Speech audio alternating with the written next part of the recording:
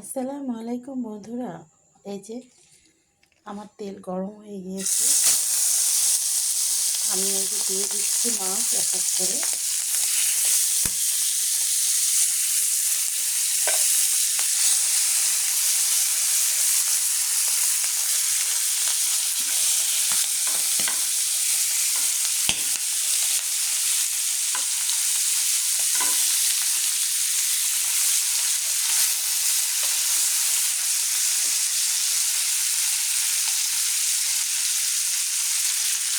বন্ধুরা, আমি এখন চিংড়ি মাছের মালাইকারি রান্না করতেছি।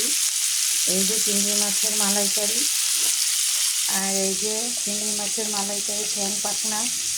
আর এই যে আমি এখন চিংড়ি মাছ মালাইকারি করব। চিংড়ি মাছটা ভালো করে ভাজি করতেছি। এই যে দেখেন কি সুন্দর করে